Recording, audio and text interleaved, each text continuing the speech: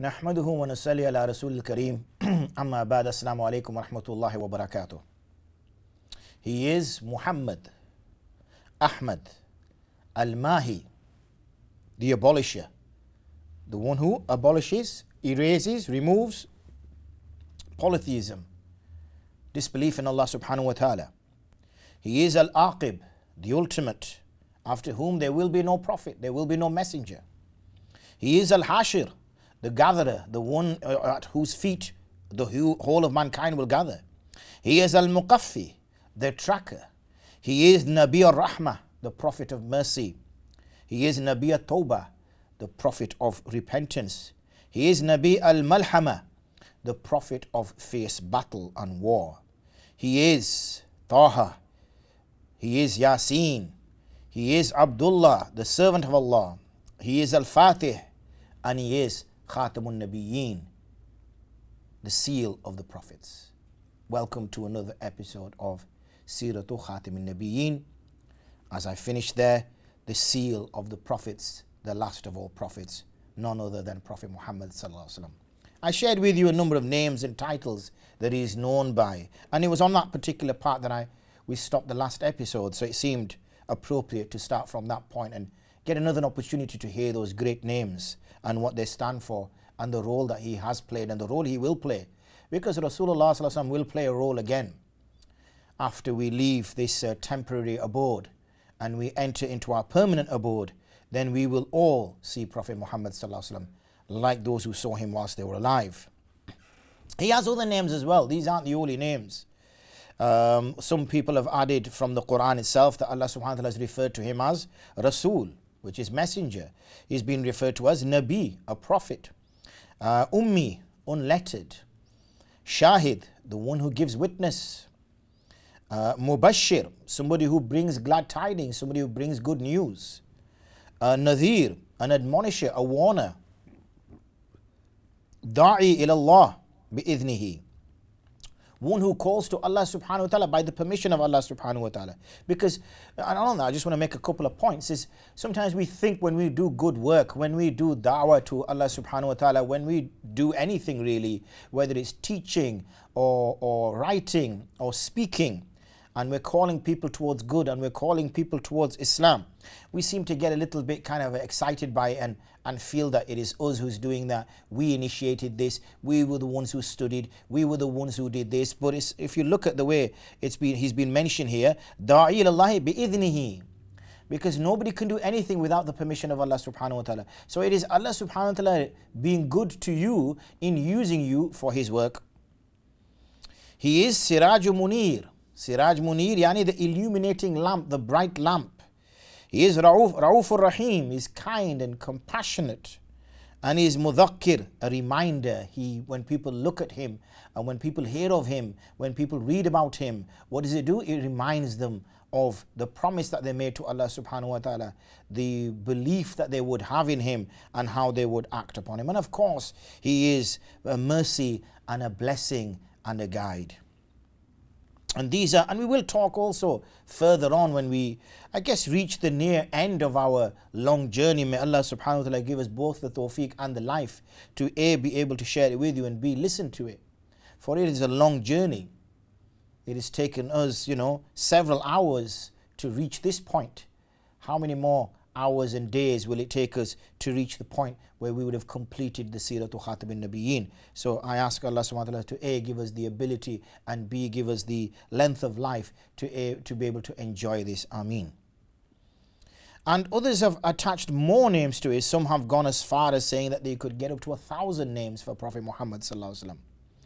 And we have the Abu Bakr al-Arabi al-Maliki rahimahullah ta'ala, who interprets the words of Imam Tirmidhi in his book Aridat al-Ahwadhi, and in there he gives 64 such names.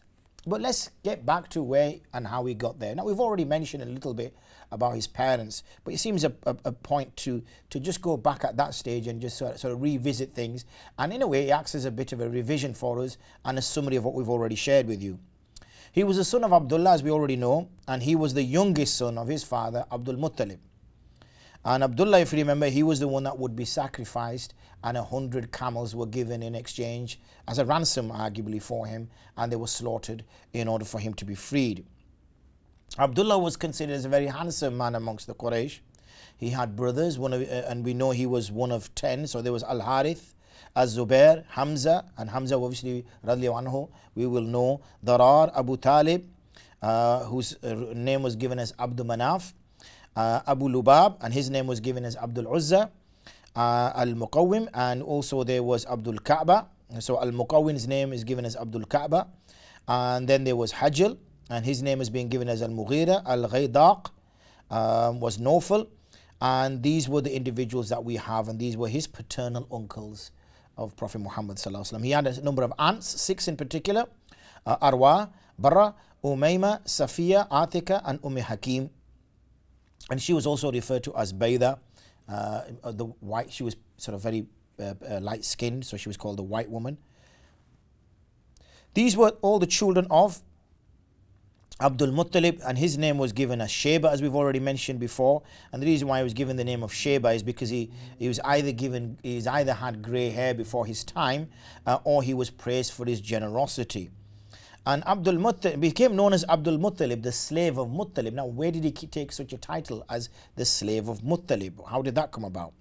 Well, it's mentioned that he was when his father Hashim had passed through Medina on a mission to Syria, trading mission. He stayed at a particular place of a house belonging to Amr ibn Zayd ibn Labid ibn Haram ibn Khidash ibn Khindaf ibn Adi ibn Najjar al-Khazraji al-Najjari. Al-Najjari is a name that I did mention to you before, of the extended family that Prophet Muhammad sallallahu alaihi wasallam had in Medina already, which is why when he arrived after the Hijrah is where he had some connections within the city already. And he was a leader of the tribe. And Hashim married Amr's daughter, who was Salma, and he stayed with her. And then she wanted to rather stay in Medina until she gave birth. So when she gave birth and Hashim returned and he took her to Makkah, so when he went on business, he took her there, and obviously he would meet her in Medina. So she continued to stay in Medina until she was going to deliver. So when Hashim then set off to Syria, he died in Gaza, or sometimes referred to as Gaza. Obviously we refer to it as Gaza now, but the actual name is Gaza. And then Salma gave birth to this child, and the child was called Shayba, which eventually became Abdul Muttalib. And he stayed there with his maternal uncles of Banu Adi ibn Najjar for 7 years. So Abdul Muttalib, the grandfather of Prophet Muhammad sallallahu alaihi wasallam, his maternal uncles were there. And this is where we see the link with the Prophet sallallahu alaihi wasallam as well. So he stayed there, and then his uncle Al-Muttalib came for him. So Al-Muttalib was his uncle. This was the brother of Hashim. So when he came, and he was Al-Muttalib ibn Abd Manaf, and he came and he took him away from his mother, because he felt that the Quraysh should have the young boy, and rather than stay with his mother's family, he should be staying with his father's family, even though his father had passed away. So when the people saw them arriving, they saw Muttalib and this young boy riding with him. So when they asked who this young boy was, he said, Hu abdi, yani he's my abd, okay? He's my abd, and abd means my servant. So they all came and welcomed the young boy and everything, and as a result, he became known as Abdul Muttalib, the servant of Muttalib, the slave of Muttalib, even though it was his nephew. Muttalib was his uncle. And he became quite well known. He was within Quraysh itself, he became quite popular and highly regarded, and he became one of their honored chiefs. And he was given, if you remember, some of the roles that the Quraysh were honored with for the pilgrims, which was a Saqaya, which was providing water, and Rifada, which was providing food to the pilgrims when they arrived. And this had been the case with Muttalib, and he handed it on to his nephew, who became known as Abdul Muttalib. And remember, it was Muttalib who dug out the well, which had been covered since the Jurham days, if you recall that, when we mentioned that in a few episodes ago now. And he decorated the Kaaba with gold, and he placed 2 gazelles alongside, on either side of the Zamzam well. And so this is how he arrived there. And this traveling that used to go on, and this whether it was towards the Syria or towards Yemen, And we see that there was other individuals. The third brother, Al-Muttalib, was his father's youngest boy, and their mother was Atika, and she was the daughter of Murrah, son of Hilal. And they had a number. So these are the number of brothers now that we're mentioning here. Abdul Muttalib was brother to Asad. So Abdul Muttalib, remember, is Shayba, in reality the grandfather of Prophet ﷺ, but he's got this title now, Abdul Muttalib. He was brother to, so these were his siblings: Asad, Nadla, Abu Sayfi, Hayya, Khalida, Ruqayya, Al-Shafa, and Du'ifa. And these were all the children of Hashim, as we already know. And in fact, Hashim was also, his real name was Amr, but he was called Hashim because the word Hashim meaning somebody who crushes something. And what he used to do, he used to crush bread with meat, and he would provide that for people when they were in famine. So he was given this title, this unique name. So you can see many of them are given names and associations and titles based upon what they did, positive acts usually, so that they would be remembered for those particular acts. So Hashim had this rights of feeding and watering the pilgrims, and as did his brother Al-Muttalib, as we've already seen, and therefore this was then passed on. And there's another number of brothers, but I'm not going to go into too much detail, but I will mention here, for instance, which is that of Abd Manaf. And Abd Manaf was the name of an idol, because many of them took names of idols or took names of great creations of Allah. So Abdul Shams or Abdul Qamar, Abdul Kaaba, things like that, so that they would remember these great things and they would be associated with them. Now obviously you can't take the name Abd Idafa towards anything else apart from Abd Idafa to Allah. So it's Abdullah, Abdul Rahman, Abdul Quddus, and you see many names like that where the only Abd is there is when it's in association with one of the names of Allah subhanahu wa ta'ala. And these are the various acts that they would be involved in. And what we find here is this genealogy, this great status and this great rank that they possessed was known, and it was obviously well recorded and well understood. We can also see that if we go beyond this now, this family, this direct lineage that they have, and we've already shared the uncles of Prophet Muhammad sallallahu alaihi wasallam, also on the level of his grandfather as well. And it's reported that this goes back all the way to from Adnan to Adam alayhi salatu wasalam, as we've already shared with you a few episodes ago. And this is something that was recorded. And we see, for instance, the Prophet ﷺ mentioning here when that there's one hadith which relates to this descent from Adnan, and which was mentioned in the Mimbar. However, the authenticity is somewhat challenged, in which the Prophet ﷺ is reported to have said, "I am Muhammad, son of Abdullah ibn Abdul Muttalib, ibn Hashim, ibn Abd Manaf, ibn Qusay, ibn Kilab, ibn Murrah, ibn Ka'b, ibn Lu'ay, ibn Ghalib, ibn Fihr, ibn Malik, ibn Nadr, ibn Kinana, ibn Khuzaymah, ibn Mudrika, ibn Ilyas, ibn Mudr, ibn Nizar." And then he said that this was then the people were divided off into two groups, and every time they were divided into two groups, Allah subhanahu wa ta'ala placed me in the better of the two groups.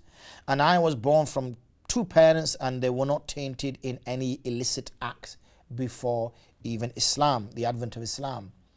And they were a product of a nikah, a true marriage. There was no fornication, and this went all the way to Adam alayhi salatu wasalam, in that all the parentage between myself all the way up to Adam alayhi salatu wasalam was safeguarded through the protection of the whole concept of marriage, and it was done in a legal way. It wasn't done in an illegal way. There was no illegality, there was no debauchery or anything of sorts in there. So he's talking about his lineage and how his lineage has been protected all the way from Adam alayhi salatu wasalam. But I've mentioned already that this is a narration which is questionable. Al-Qadami transmits it alone, and he's considered as a weak authority. However, Ibn Kathir does mention that there are a number of testimonies which will support it from other sources, hence the reason why he's mentioned it. This is again in another narration we have that Rasulullah SAW is reported to have said that I was the product of true marriage, not through fornication. Abdul Razak states that Ibn Uyayna informed him from Ja'far ibn Muhammad, that his father Abu Ja'far al-Baqir, making reference to the Quranic ayat which I've already shared with you a number of times. And also, a messenger has come to you from yourselves, and he was protected in this way. So you can see that the lineage is very important. We've mentioned this probably a number of times now, in which safeguarding that the seed, safeguarding the individual, what his background is. It does play a part in the individual's character. And also it brings about a sort of a taint on an individual if they've come from a background in which there's been some illicit relationship in either way. Here we have another narration in which Hisham ibn Muhammad al-Kalbi informs us from his father, who said that I wrote out some 500 maternal ancestors for Prophet ﷺ, and I found none of them to be of character that have been engaging in illicit behavior of an intimate nature. So therefore, him being selected, him being chosen through a lineage, through a descent which has been protected and safeguarded through the constitute of marriage, rather than being conducted in illicit ways, in illegal ways, in manners which would be somewhat frowned upon or even considered illegal. With respect to the Prophet's whole character, it required that. It required this pure chain, this chaste chain, from him all the way up to Adam alayhi salatu wasalam, in order for him to be of this stature and nature, so that he would be chosen and selected by his people and respected by his people, and eventually when he would become a leader, he would be followed by his people, because it was very important that they recognized his status and his character. And we've talked about status and character in a worldly sense. Now, obviously, we've not really talked about, and we will in due course talk about his character and his nature in a divine sense, in the sense of his role, his divine role of bringing the message of Islam to all, his piety, his status in terms of the hereafter, in terms of what he was here for, the akhirah, what he was preparing people for. We can clearly see that, but we've also got to bear in mind is that individuals who are given these huge tasks and huge roles, it's also important that their lives are also reflect that. And it's the way they choose to live their life and the way they practice their life and the background that they come from. Absolutely, we can't choose who our family members are. We can't choose where we come from and which lineage we are of and which descent. We don't have that choice. But you tend to find that those individuals who Allah SWT chooses for good work, and those He wants to take work from, you find that they are, and especially when they're going to be considered as leaders, and especially when they're going to be taken as leaders, they tend to be individuals who follow and have been of a lineage which has been protected from illicit behavior, and a behavior which would be unbecoming of an individual who's going to lead us in a manner in which his own family could not portray. But that doesn't necessarily mean that an individual who doesn't come from that kind of stock or doesn't come from that kind of lineage can't have that impact either, because we know many narrations of Anbiya whose family members were, betrayed them, whose family members went against them, and you can't get much closer than being a child of a Nabi, or a father of a Nabi, or a spouse of a Nabi, a wife of a Nabi. Yet, even with the close proximity that these individuals had, both in terms of living and in terms of blood ties, we can see that in a number of cases where that hasn't really materialized in individuals becoming closer and responding and safeguarding the deen, but in essence actually going against it. But we're talking here about the best of all men. We're talking here about the greatest man. We're talking here about the complete man. We're talking here about a man who will change worlds, who will change minds, who will change hearts. We're talking about a man who people would not even see and accept his way. We are talking about a man who would continue to influence people outside of his language sort of base, outside of his culture, outside of his geographical status, in the sense of where he's living and where he's residing. So he had an impact on people way beyond any other human had, and he continues to have that impact. So even though we're now living very differently, different cultures, different societies, we've adopted different lifestyles, yet we could be a Mexican, or somebody living in the Arctic Circle, or somebody living within Europe, or somebody living within far out sort of Mongolia or something, yet that message is continued to be practiced, taking on board one's individual social sort of surroundings, but it's being practiced to this day. So the influence of this individual cannot be underestimated. He's a man who was with such great foresight and such good methodologies and practices. And the thing is, I guess when you have this sort of perfect human, and the perfect message is placed within this perfect human, then you can expect nothing else but results like that. And he was given this great role and this great responsibility. So his lineage, because obviously the message had to be placed in something which was of pure, something which was of quality, something which had come from a pure source, and as a result we see this status. And in fact, we have another narration which Al-Hakim and Bayhaqi relates from a hadith from Muhammad ibn Dhakwan, who is the uncle of the son of Hamad ibn Zayd, from Amr ibn Dinar, from Ibn Umar, who said, we were sitting in the courtyard of the Prophet ﷺ when a woman passed by, and someone said, that's the daughter of the Messenger ﷺ. And Abu Sufyan then mentioned that Muhammad ﷺ's presence in Banu Hashim is like a sweet basil plant amidst rotten garbage. So when the Messenger ﷺ arrived, his face was angry. He said, what do you mean by this statement that I've heard coming to me? Allah subhanahu wa ta'ala has created the 7 heavens, and he's chosen the highest from whoever his creatures he wills, and then he has created all living things and chose for them mankind, and from the mankind he chose the Arabs, and from Mudr he chose Quraysh, and then from them Banu Hashim, and from Banu Hashim he chose me. I am the choicest of the chosen. So whoever loves the Arabs, it is though he is loving me that he loves them. Whoever hates the Arabs, it is through hating me that he hates them. And again, this narration has come questionable. It has come with some disclaimers in that its authenticity is somewhat brought into question. But we have other hadiths here, for example, that's mentioned in Bukhari, in which Rasulullah sallallahu alaihi wasallam mentioned that I am the master, Sayyidu Bani Adam, on the day of judgment. And he says, Wala fakhar, that I'm not saying this to boast, to show off, but I'm mentioning this as a matter of fact. So there's many narrations here, and there's many that I've already shared with you previously, and also points in which this lineage has been mentioned and his status has been mentioned in terms of his role and what he did, and how that would impact upon people around him, and how he would be able to influence people around him. So we have Qadi Iyad mentioning in his book Al-Shifa regarding the name of Ahmad, which has been mentioned in a number of scriptures previous to the arrival of Prophet ﷺ, and in which those prophets were given those glad tidings. And Allah subhanahu wa ta'ala had prevented anyone to be named by it before him. So in fact, he was the first one and the only one prior to the Prophet to be called and given this name Ahmad, so that he would be recognized, so people would know him when he would arrive.